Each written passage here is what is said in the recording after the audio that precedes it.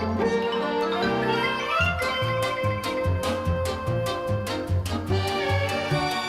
everybody, it's Chris Eads, known online as Wootini, here with another Gay Gamer video podcast. As you might recall from last week, everyone was thoroughly enjoying Super Mario Odyssey, and I was tempted. But at the same time, I'm not very good at platforming games, so I was tempted, but I didn't want to waste my money and then give up like a quarter of the way through because it just got too hard. So I was torn, but then I discovered there's something in it called assist mode. And I thought, you know what? That might be just the trick. So, as you might have noticed from my Twitter feed lately, over the past week, and if you're not following me on Twitter, why aren't you? I've been playing and enjoying the hell out of this game, much to my surprise and delight, because I'm just surprised that I'm enjoying it as much as I am, but it's also delightful because I've spent money on this and I'm glad I'm getting my money's worth. But it's super fun, and I actually have not yet turned on the assist mode. Assist mode is, as I said last week, if it gives you extra health for fighting enemies, and in the game when you fall off a platform, you lose some coins and you start back at your last checkpoint. But with assist mode, you lose a little health and you stay where you are, and you restart right where you fell. So that would be super awesome for, you know, those long platforming sections where you're working your way through it and then you fall, and then you have to start all the way back at the beginning. That way I can just start right there. There have been a couple places in the game so far where I was tempted and I was like, ugh, I might need to turn on assist mode if this gets any worse. But it's been okay, much to my surprise, because the platforming sections so far have been relatively short, you know, so it's like, da-da-da, fall, da-da-da-da-da-da-da, done, you know, so it's fine. It's funny because I would do one of these little mini bonus levels to get a moon, and it's like some tricky platforming stuff, and I would do it and I'd be so proud of myself, and I would just think to myself, and 95% of the other people playing this game just breezed through it in one try and didn't bother them at all. But I'm very proud of myself because I'm terrible at platformers, and I'm still playing this game. Granted, there's not a ton of platforming, really. It's actually, everyone is right. It's a really well-made game. And it's sad because it actually makes me sad that, like, I didn't play, like, Super Mario Sunshine, because everyone liked that one. But Super Mario 64, I was like, I can't do this. Like, I can't do this jumping, and I can't finish this level, and I can't finish this game. But Super Mario Odyssey is designed in a really clever way that allows you to play the game, and it's not that hard. So that review that I saw that said this is not challenging at all, I'm like, it's true. So far, I'm breezing through the game, no problem.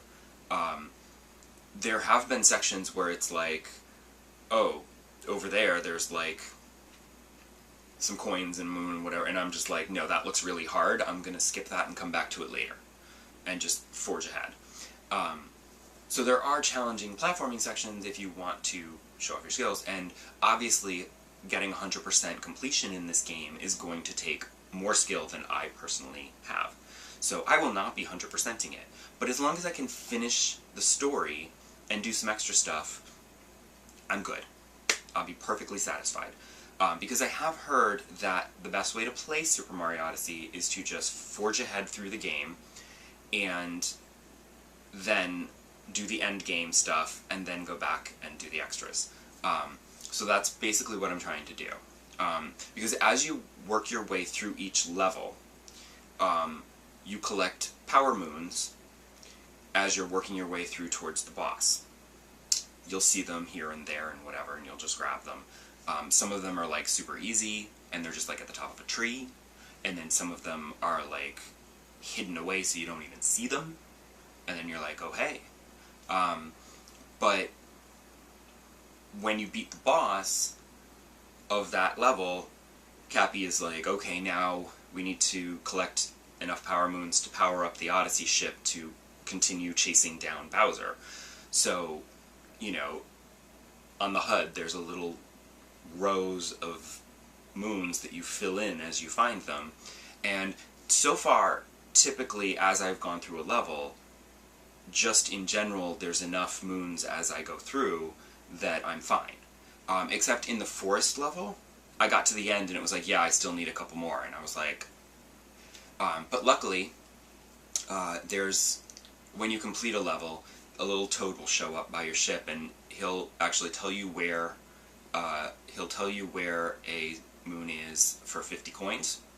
But next to him is a little amiibo stand, and if you scan an amiibo, that amiibo will tell you where a moon is for free.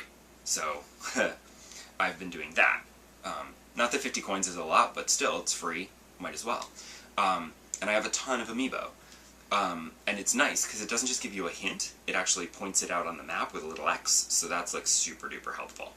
The only problem is that some amiibo also give you bonuses, like costumes, but 90% of my amiibo are Animal Crossing amiibo, and they're not going to give any bonuses, because no games have any bonuses for Animal Crossing amiibo, except for Animal Crossing. But, like, when I found out that you can scan, because I tried scanning, like, Toon Link, and I tried scanning Toad, and, like, they didn't do anything, except tell me where a moon was. But then I discovered that if you scan the Dr. Mario amiibo, he'll give you a Dr. Mario costume. So I basically played, like, the first section of New Donk City as Dr. Mario, and it was awesome. So, that was super fun. And I was also surprised that, I was excited to get to New Donk City because everybody was talking about it, but on your way to New Donk City you get waylaid and you have to do, like, a mid-game boss fight against Bowser. And I was like, oh crap, here we go. But it wasn't that bad. I was like, oh, okay, maybe I'll be alright. The only boss that gave me any real trouble was the very first one, because I was still learning the controls and the gameplay, so I wasn't, like, in the right mindset to know exactly what to do to defeat her. But once I figured it out, it was fine. Like, the skills that you need to defeat the boss is okay. Like, I have those so far. We'll see what happens when we get closer to the end, but so far they're not too bad. I was surprised that Bowser was not as bad as I thought he would be. So, fingers crossed, I'll actually be able to finish this. I don't know what kind of endgame there is, but there's some kind of post-game thing, and then of course there's all of the moons and coins and stuff that you can then go back to collect, and, you know, I don't know how much of that I'm going to actually end up doing, because, you know, Skyrim comes out in a couple of weeks, and I'm kind of excited to play that on the go, but we'll see. Speaking of on the go, I've been mostly playing Odyssey on my TV with my Pro Controller, and there are some motion controls. They're not, like, required motion controls exactly, but when I was playing it portably on the train, there's a move where you can, like, shake the controller side to side, and it'll, like, spin your hat around if you're surrounded by enemies, and it'll smack out all the enemies as you go. And, you know, when you're playing portably, it's hard to, like, you know, flick the Pro Controllers, because you're like, meh. So when you're playing it at home on the TV, the Pro Controller, you can just go like this, and it's fine.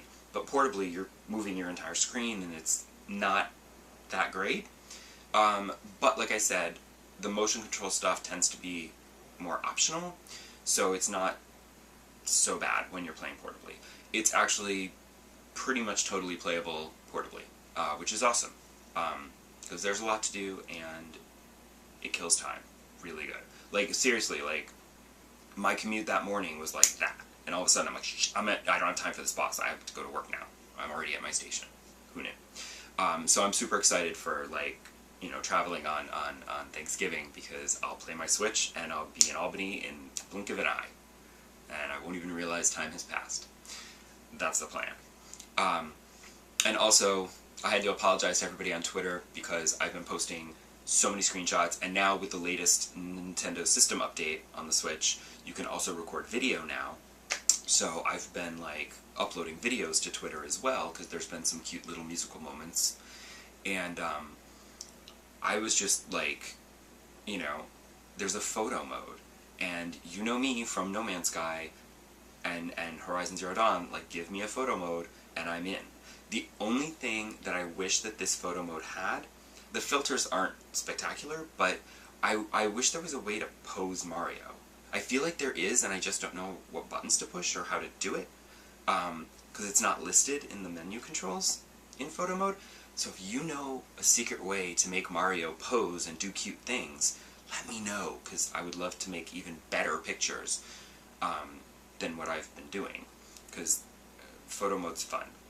And come back next time and I will tell you more about my Super Mario Odyssey adventure, and if I've actually been able to finish the game, because I feel like I'm past the halfway point at this point, I think, so maybe next episode I'll be finished with it. Come back and find out if my skills are up to snuff and I can pull it off. See you then. Bye!